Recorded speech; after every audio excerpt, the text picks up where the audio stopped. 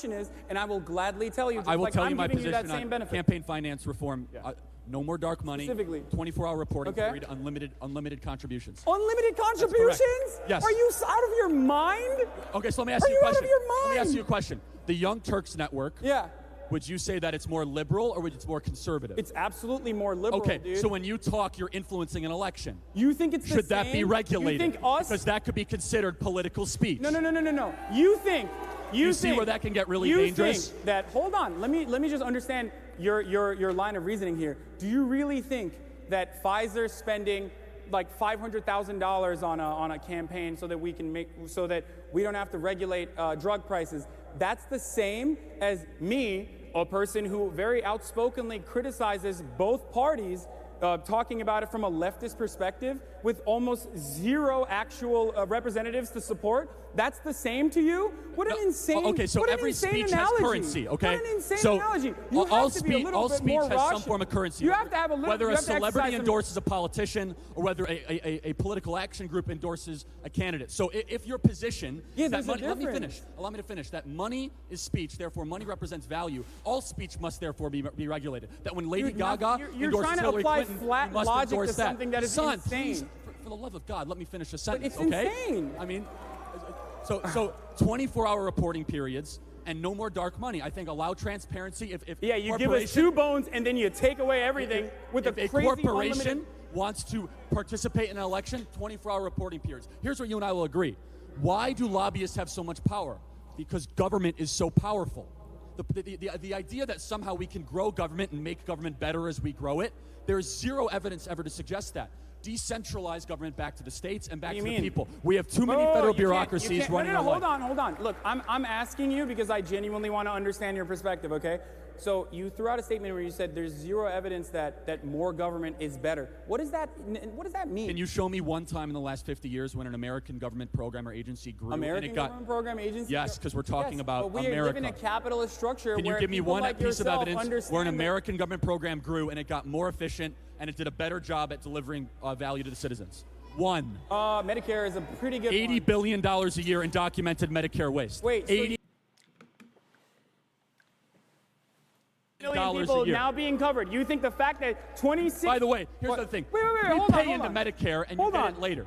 Okay, so welfare, housing, urban development, education. Who wants to cut Social Security, dude? Like, we're having this conversation as though we don't live in the same reality. Who's always aching to cut Social Security? Who's always aching to give tax cuts to the wealthy and corporations? Who's always aching to grow government? Even Who's after always they have aching to spend more money that you don't have? Who's always profits? aching to reverse the Trump tax cuts? Look, listen. Right, so, like, look, here. No. Hold on. Let me finish my point. Here's the big philosophical difference: is that we both don't trust government. Only one of us want to make that government smaller and more accountable to the citizens. Dude, that's me. not true. He wants to give more money and more power to the very government that we both don't trust. I'm the one who wants to make the government accountable. You're the one who benefits from the government being corrupt, because then you can turn around and say, no, we don't need this government. We need it to be smaller so that your wealthy benefactors can virtually enact feudalist policies upon the same people who are cheering right now for free market enterprise as though that is going to save them. It is insane to me that people still think that this current broken system that we live under, okay, where wages have remained stagnant for the past 50, 60 years, while productivity has increased, which is, by the way, that's wage exploitation, just for those of you who don't understand that concept, but that everything is totally fine. And then you turn around and you say the stock market's great. Okay, the stock market is great, but the stock market, who owns the stock market? I'll interrupt him. I'll let do some more numbers. No, because I'm making a good point. You have to interrupt. Look, listen. So you interrupted me at least 45 times already. The stock market, look, Republicans love talking about the stock market. You mentioned it in your introduction. The stock market's doing well. Consumer confidence is up. Okay, dude. Well, the 84% of the stock market is owned by the top 10% of wealth. Like, when the stock market is doing well, it's not doing well for you. It's just doing well for those guys. But you can be certain that when the stock market is not doing well, it won't be good for you. So a few points I want to basically reiterate here and talk about. Hasan talked about one thing, that the wages were stagnant.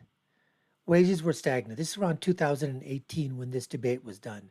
And there was a time, obviously, when Trump was the president. And to say that is completely disingenuous because across all sectors, across all ethnicities, across all demographics, unemployment down within Black population, down Hispanic population, down in Asian population, down in women, down with those under the age of 18. And not only that, the amount of money that people were making, they were saying that under George Bush, it was about $400 more that was being put in the pockets. During the Obama years, they said about $1,000 more were being put in the pockets of average Americans. With the Trump tax cuts and with other things inside there, with wages finally rising, more money coming in their pockets, less regulation, less tax burden for the people in the, down in the lower to middle class. They were making up to $7,500 more was being put in their pockets.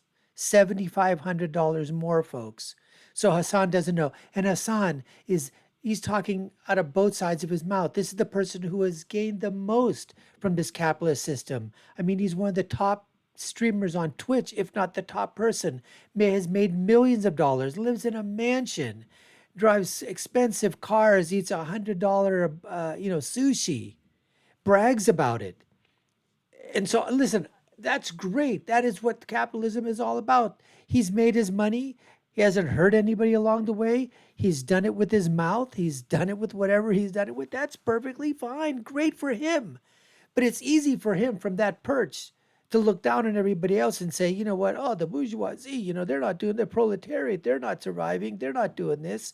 Nobody's making any money. The government's corrupt. We need a socialist Marxist system to make it all equal. Do you think that Hasan would be able to mouth off against political parties the way he does on his Twitch stream? Of course not. Of course not. And then he talks about the stock market. Now, it may be true that I think last day they said that the top 10% of the wage earners in America own about 70% of the stock. Okay, so then can I say that the bottom 90% of the wage earners, those that would be the top 11%, top 12%, 13%, I mean, right? Those percentages, they own then 30% of the stock? Motley Fool did something, said that about 158 million people own stock.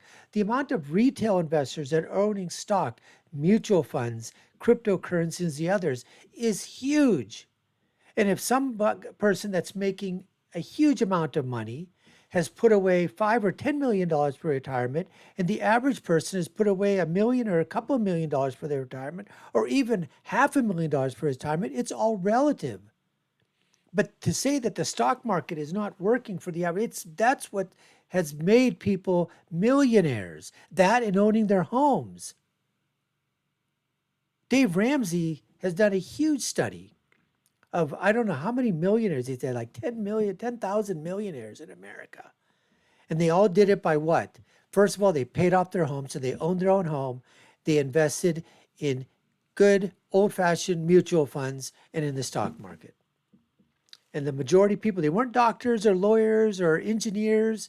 Lawyers or doctors or, in the high income bracket that you would think of. It was teachers and engineers that have been able to get that legacy to allow them to accumulate that wealth through the stock market and saving. That's what's happened, folks. We got more of the debate coming up, but before we do, I'd like to let you know that you're watching the Dr. Nasir Shaikh Show. I'm your host, Dr. Nasir, and this is what we have on tap for you today. More of Charlie Kirk versus Hasan Piker. Let's get to more of the debate right now. Absolutely not. No, sir. Because everything is taken away from the workers. We talk about like people always come up to me and tell me, hey, Hasan, why do you want to take away my earnings? And I tell them, I'm not trying to take away your earnings. Yes, you are. I'm trying to make sure your bosses give back what is rightfully yours.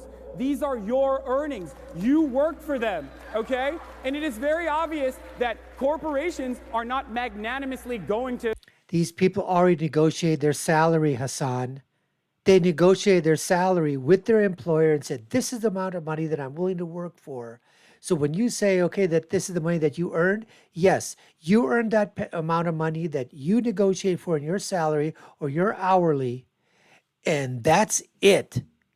He doesn't owe you anything more, the employer, other than that salary. Anytime soon give you back those wages, so we have to implement regulation. We have to implement certain policies. This could be UBI. I don't really like it that much, but this could potentially be taxes on the wealthy and corporations. I don't like UBI that much, but let's just still talk about it and let's still implement it. But I don't like it that much. What an idiot.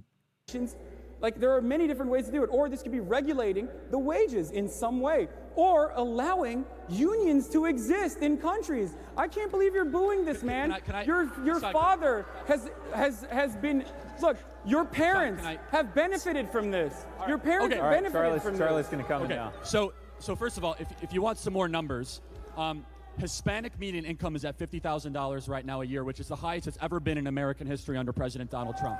Wages have gone up 3.8% in the last 18 months. Hispanic unemployment is the lowest it's ever been. Black unemployment. In the last what month? 3 months? Hassan, for the love of God, allow me to finish, okay? No, 3 months, that's a ridiculous point. That's a ridiculous reference point, Charlie. Okay, that's what? The point. The lowest I ever gave black you unemployment 60 rate. years. Lowest I gave you a ever 60-year black window, unemployment and you said the rate. last 3 Lowest months have ever been Hispanic 3% unemployment better. rate. Crazy. 3.8% wage growth, $50,000 annual median income for Hispanic family, which is the highest it's ever been in American history. 3.9 million people have gone off food stamps under this administration 18 months, which is something that everybody should applaud. I love They've that entered the we're workforce. We have more job openings than we have people to fill those jobs right now. 3.7% unemployment rate, 4.2% open our borders. GDP Thank grade. you. Hassan. Large average tax cut. Did that idiot just say that we should open our borders?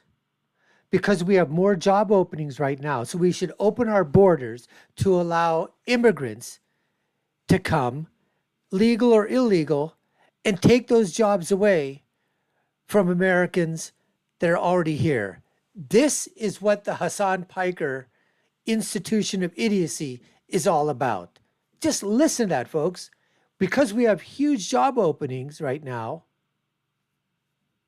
right? What do? Open up the borders. Which is why we need more $2,800 a year. Obviously, there's more jobs available than people taking them, so we should bring in more immigrants, right? Here's the big philosophical difference and problem, is that Hasan says, well, I don't want to take your worker earnings away. I want to go after your employer, essentially to make sure.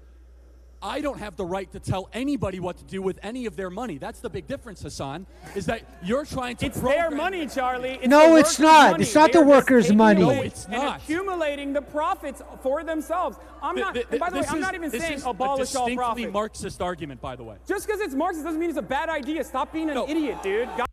Yes, that's exactly what it means. We're going to rewind this a little bit again because this is so freaking important. If it is a Marxist idea, it is absolutely moronic, stupid, retarded. If it's a socialist idea, it is absolutely retarded, moronic, stupid. It is absolutely. If it's a communist idea, it is absolutely retarded, absolutely moronic, absolutely stupid. Should never be tried. Nothing from Marxism, nothing from socialism, nothing from communism should ever be tried. That's the absolute truth. If there's one dogma that should be out there, it should be that. We don't try those ideas that are communist, socialist, or Marxist. I'm going to rewind that, folks, real quick, just so you can hear it from this idiot's mouth, Hasan Piker, one more freaking time.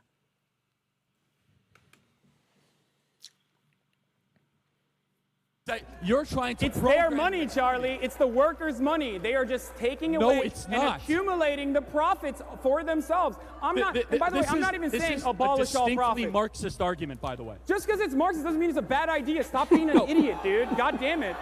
Like. Okay, so I'm so glad you mentioned that. So.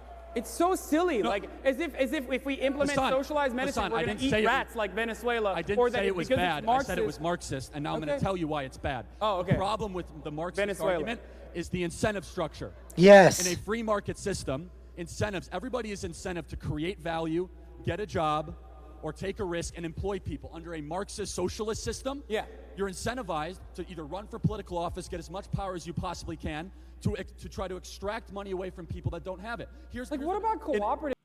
With the verbal diarrhea that was coming out of Hasan Piker's mouth, And the number of times that he put his foot up his ass and his foot in his mouth, I mean, it was absolutely incredible. Now, look, just my opinion. You may think I'm one side about this, but this basically was in terms of this is the clash of the ideas. This is the differences in their philosophy. Hasan Piker has made millions off of the capitalist system, so he sits up there on his high perch, virtue signaling to everybody else that, you know what, you need to work for the proletariat, that we need to crush the owners of small businesses and big businesses, that, you know what, it's not their money, it's your money, the wage earner, it's your money. It's not the guy that put the risk out there, that invested the capital, that borrowed the money against his savings, against his mortgage, putting his life and blood, sweat, and tears on the line. No, no, no, that has nothing to do with it. You're working there, but you deserve even more than what you negotiated for. That's that philosophy. Versus Charlie Kirk's, hey, you invest, you risk, you get the benefits, you bring jobs to people, you pay them a fair salary, that's negotiated, a fair work, whatever that is, and you go forward. Anyways, folks, we appreciate you taking the time to watch. You've been watching the Dr. Nasir Shaikh Show. I've been your host. My name is Dr. Nasir. If you like our content, we'd love for you to subscribe to the channel if we've earned it. Like, share, and follow us. You know what to do. Check out our other video links that you see here in front of you. I'll leave you with my final thought, which is, when you're right, you're right. And when you're left, you're wrong. Until next time, folks, take care and stay safe.